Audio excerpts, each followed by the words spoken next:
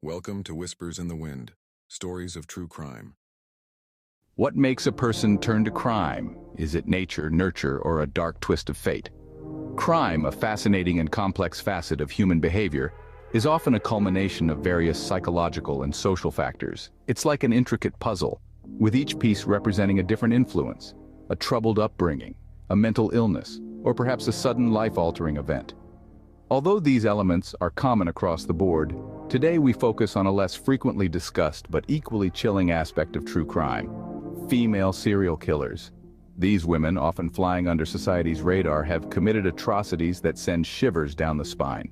They challenge our preconceived notions of gender, violence, and evil, and their stories continue to captivate and horrify us. Yes, crime is a male-dominated field, but these women have shown that darkness knows no gender. Some you may have heard of, some you have not. So brace yourself for the unexpected. Let us delve into the chilling tales of some of the world's most notorious female serial killers. Aileen Wuornos, a woman whose tragic life led her down a dark path. Aileen's story is one of hardship and horror, a life marred by abuse and desperation. Born into a tumultuous household, she was abandoned by her teenage mother and endured a childhood of neglect and sexual abuse. As an adult, she drifted across the country, living on the fringes of society and surviving through petty crime and prostitution. In the late 80s, Wuornos' life took a deadly turn. Over a period of just over 1 year, she murdered 7 men, claiming they had attempted to rape her while she was working as a prostitute. Her killing spree came to an end in 1991 when she was arrested, tried, and eventually sentenced to death. Wuornos was executed by lethal injection in 2002, leaving behind a chilling legacy. Her life and crimes have been the subject of numerous documentaries and films painting a grim portrait of a deeply troubled woman. Wuornos' story is a haunting tale of a life gone awry. From modern America, we travel back to 16th century Hungary and the chilling tale of Elizabeth Bathory. Known as the Blood Countess, Bathory's story is steeped in horror and mystery. Born into a noble family, she enjoyed a life of privilege, but beneath the veneer of nobility lurked a dark obsession. Bathory's alleged crimes are nothing short of nightmarish. It is said that she would bathe in the blood of her young female victims, believing it would preserve her youth. The number of her victims is debated, ranging anywhere from 30 to 600. Her ultimate fate? Sealed within the walls of her own castle, Bathory was imprisoned for her crimes until her death 4 years later. Her trial, largely based on testimonies of servants and survivors, painted a picture of a woman consumed by vanity and sadism. Bathory's legacy lives on, a chilling reminder of the darkness that can reside within us. As we move through the annals of criminal history, more names emerge from the shadows. Our journey takes us next to Indiana, where Belle Gunness lured men to her farm with promises of love, only to murder them for their life savings. Her method was brutal, her motivation, greed. She vanished in 1908, leaving behind a grisly tableau of bodies. Next, we encounter Nanny Doss, the giggling granny of Oklahoma. Her weapon of choice was poison, and her victims were her own husbands, 4 in total. Seemingly jovial and harmless, Doss's sinister side lay hidden beneath a veneer of domesticity. She laughed her way through her confession and trial, a chilling demonstration of her callous disregard for human life.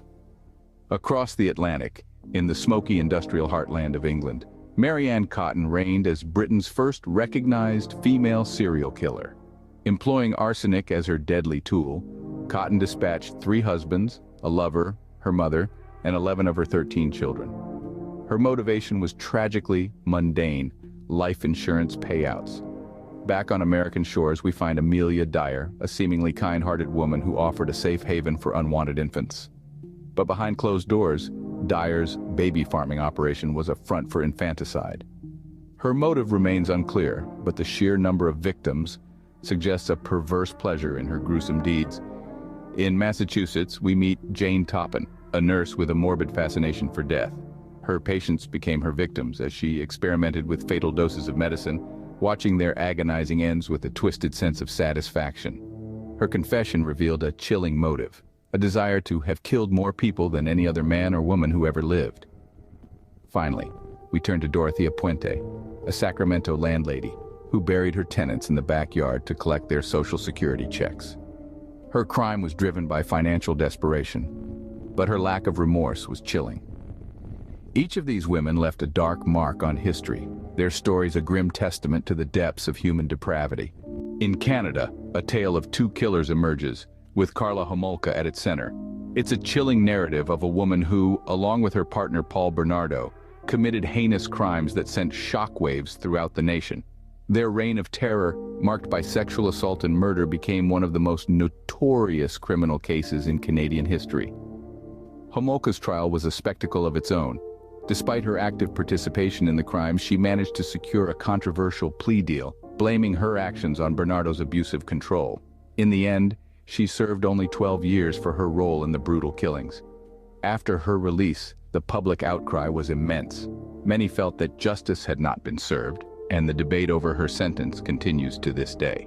Homolka's tale is a disturbing reminder of the damage two people can do when their darkest desires align.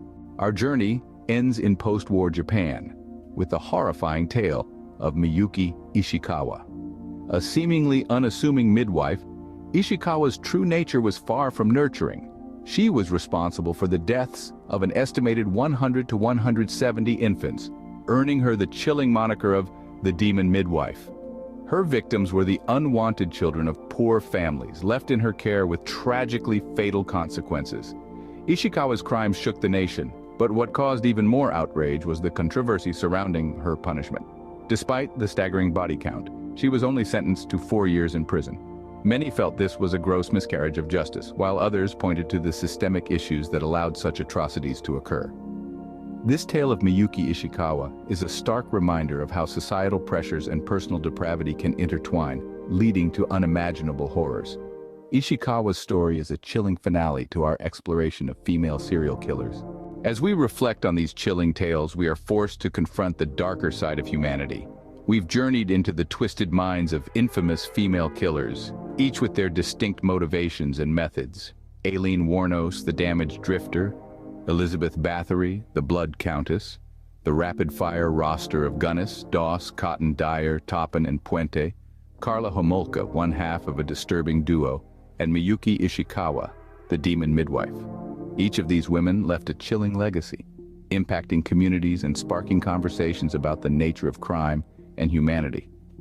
Their stories serve as a stark reminder that evil can reside in the most unexpected places and faces. Their motivations, whether driven by greed, lust, mental illness, or pure malice, open a window into the darkest corners of the human psyche. While it's unsettling to confront, understanding the dark side of humanity is crucial in our ongoing fight against crime. Thank you for joining me here at Whispers in the Wind. If you enjoy this channel, please like, share, and subscribe.